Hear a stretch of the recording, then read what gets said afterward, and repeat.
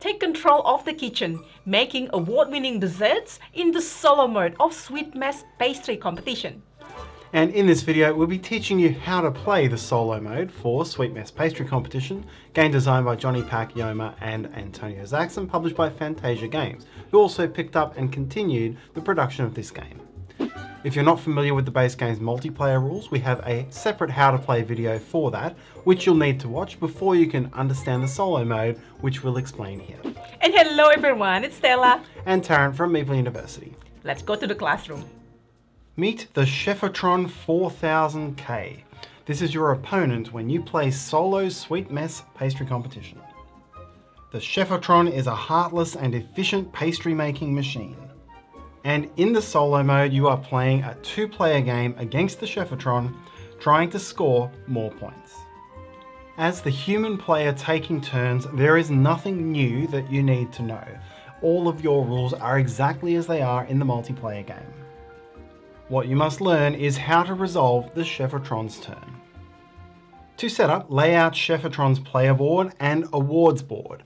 This one is on the back of one of the multiplayer award shelves. From the recipe decks, set aside one event card from each of the level 1 and 2 decks without looking at them. Shuffle up the Chef-O-Tron's deck of 14 cards. This determines Chef-O-Tron's actions and times the length of the game. Chef-O-Tron is always the first player and also takes this force field token. Then set up Chef-O-Tron's two mechanical arms, the claw on the left and the scoop on the right. Both of these should be aligned and pointing at the row containing the super ingredients. You're now ready to play. Chef-O-Tron's turn is resolved in 7 steps. Step 1 is to draw the next card from the deck. The card will tell you which of the two arms is active for this round, and also which is the primary direction. For example, when the scoop arm is used, actions are primarily taken from right to left. The second step is to move the arm based on this number. Here it's 1. And I would move that arm that many steps in the direction of the arrow on the arm. So up for the scoop and down for the claw. Consider the path continuous, so from here it will wrap around to the bottom row. If the card shows a 0, the arm doesn't move. Next, the active arm picks ingredients from that row. It selects the single bowl with the most ingredients, and if tied, it chooses from its primary direction. So here it would choose these. At this point, the Chef-O-Tron has no storage restrictions. Simply place all of the gained ingredients onto the appropriate storage space. Then make a mess as usual. Next, perform the primary effect on the card. This is the icon showing in the large circle. When it takes the storage jar, from its primary direction, take the next ingredient which it hasn't already stored, discard it, and replace it with the jar. With this effect, it gains 2 super ingredients. Here it picks from the most profitable leftover tiles on the board in terms of most ingredients and then most golden tokens. If tied, go clockwise from the active arm. With this icon, the Chef-O-Tron will place the force field out onto one of the bowls. Move the relevant arm again. So here I would already have moved it 2 spaces. I move it another 2. And then I choose the bowl in the new row that has the most ingredients, again breaking ties by the position of the arm. When there's a force field on the bowl, neither player may pick ingredients from that bowl. It also repels new ingredients. If I were making a mess here, for example, I would place as normal on these 3 spaces, but then from the 4th one, the ingredient bounces back and lands on the initiating bowl. With this one, the sneaky robot steals one of your ingredients. Choose any ingredient from your board and give it to the bot. Finally, with this action, Chef-O-Tron specifically steals one of your super ingredients. If for whatever reason it's impossible to resolve the primary effect on the card, then Chef-O-Tron gains 1 golden token, which, rather than spending, will simply be converted to points at the end of the game. Step 5 is to check the Chef-O-Tron's storage. Any of the basic ingredients where Chef-O-Tron has more than 3 copies, discard the excess and replace them with super ingredients. The bot may hold any number of these. Step 6 is to resolve the secondary effect on the card, and that will be shown in the smaller circle to the bottom right. In most cases, this will be to prepare and complete either a level 1 recipe or a level 2 recipe.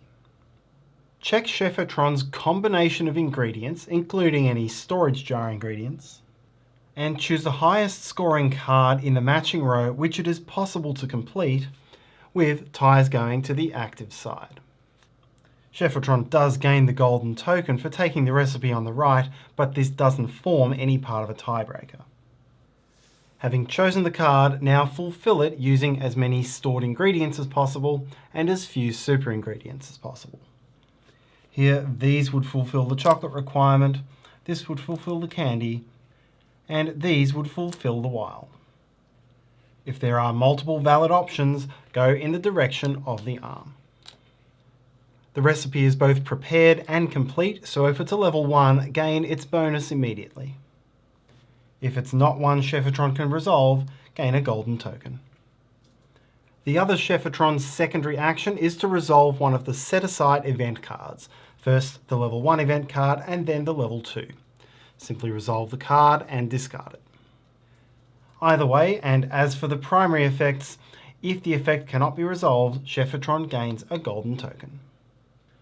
The 7th and final step of Chef-O-Tron's turn is to claim exactly 1 award if possible. It will first try to claim an award using 3 matching icons. If not, it will try 2 matching icons, then 3 icons using the 2-to-1 conversion, and then 2.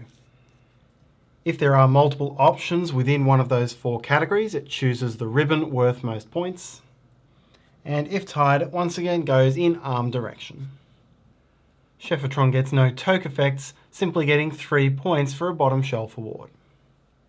As usual, the game end will be triggered by one player gaining 3 awards, and you would finish the current round and play one more round.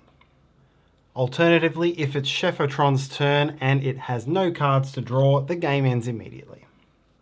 Chef-O-Tron scores points in all the normal ways, plus gaining 1 point per golden token and 3 points per bottom shelf award. The player with a higher score wins. The Chef-O-Tron offers several ways to increase or decrease the difficulty of the game. What we've shown you is the harder mode of the game, where you resolve every icon on the Chef-O-Tron's cards. In the easier mode, you ignore any icon on a pink background, as if it weren't there. For greater challenges again, you can change the rules so that it's every ingredient above 2 rather than 3, which is converted to a super ingredient. You could give Chef-O-Tron 2 points per golden token instead of 1, or even 3 points per golden token. One variant sees Chef-O-Tron treat all recipe type icons as wild. You can also use the 2 multiplayer modular variants. When using the bench benefits, the Chef-O-Tron only looks for the 2 ingredients on the middle card, not all 4, before gaining the benefit. And again, this will be a golden token if it's a benefit that Chef-O-Tron can't use. And you can play with the hands module, but it has no impact on the Chef-O-Tron. It's simply an additional handicap for you. And that is how to play the solo mode for Sweet Mess Pastry Competition. Thank you so much for watching. Your like and comments are much appreciated. Subscribe to see what's coming and let us know what games you've been playing. See you next time.